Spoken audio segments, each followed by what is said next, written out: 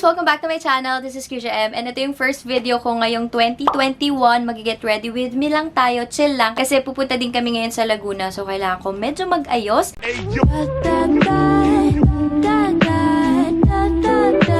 Pero before we put on some makeup, mag-face mask muna ako. And this one is from Lux Organics. Meron silang 4 variants for this face mask. And ito ay 69 pesos lang. Ako talaga pag nag-face mask ako, depende kung may okasyon. Or minsan isang beses lang sa isang linggo. Kapag gusto ko din na maganda yung lapat ng makeup sa aking skin, ayan, nag-face mask din ako. Itong whitening repair nila, it helps with dark spots and hyperpigmentation. The next one is itong Power Glow. Kung hindi nyo din pala alam guys, meron silang partner na skincare line. Yung Power Glow na serum, yun yung ginagamit ko for my face and I can say na effective talaga siya. Mas naging brighter yung skin ko dahil dun sa serum na yun. So ito, it will reduce the appearance of pores and it will also brighten your dull skin. So ayan, makikita nyo naman, super bright ng aking skin ngayon. The next one is itong Cica Rescue nila. So isa din sa mga favorite na skincare line ko from Lux Organics is yung Cica line nila and effective talaga yung product nila. Itong Cica face mask naman, it will soothe your acne, tsaka yung mga redness, tsaka yung sensitivity sa ating skin sa face. And the last one is itong Age Reverse Serum. So, as you can see from the title, hindi, charot lang. It will fight fine lines and wrinkles, leaving your skin plump and very moisturized. Dahil gusto ko mas glowing pa ang aking skin, ito yung gagamitin ko, yung Power Glow.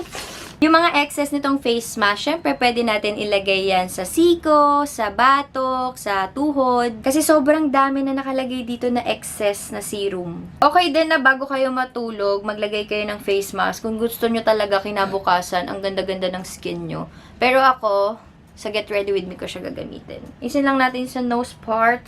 I will leave this face mask for 15 to 20 minutes, depende sa preference nyo. And kung gusto nyo mas better result ng mga face mask na ginagamit nyo, gamitin nyo sila mga 2 to 3 times a week. So, ayun na nga, babalikan ko na lang kayo mamaya. Kakatanggal ko lang ng face mask and ito yung itsura niya. Alam niyo, mararamdaman niyo parang nag-tighten yung face niyo tapos plump yung skin. Aantayin ko lang na ma-absorb ng aking skin yung excess na natira ng face mask. After that, I'll be using itong Lux Organic Soft Lips. Meron silang Lip Sleeping Mask. 179 pesos tong pink. And yung isa naman is itong Exfoliating Lip Scrub and ito naman ay 119 pesos.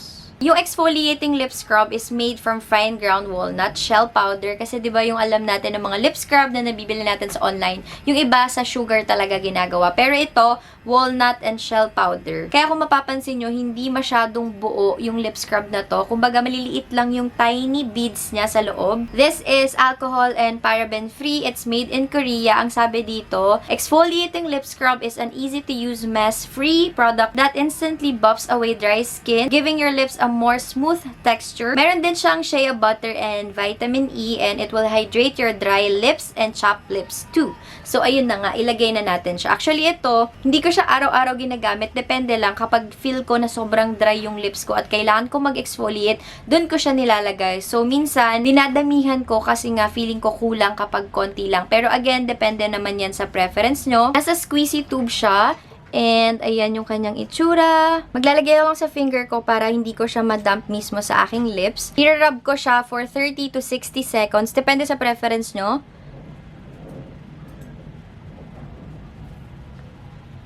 And then, yung excess at nalalasahan ko siya, i-wipe ko na lang sa tissue.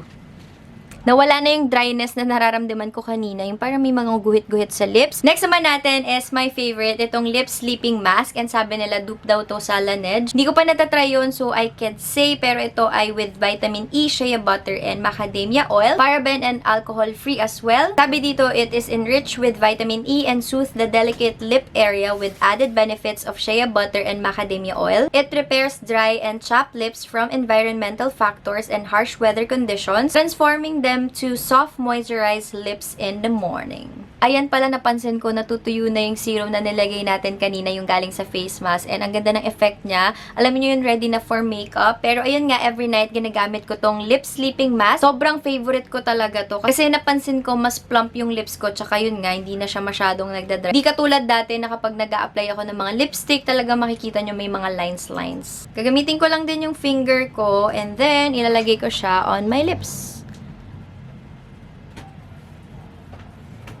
In fairness naman sa soft lips ng Lux Organic, mabango sila. Pero hindi ganun katapang, yung sakto lang. Actually, sa gagabi ko to ginagamit talaga. Pero para lang mapakita ko sa inyo kung paano ko siya ina-apply. So, ayan na siya.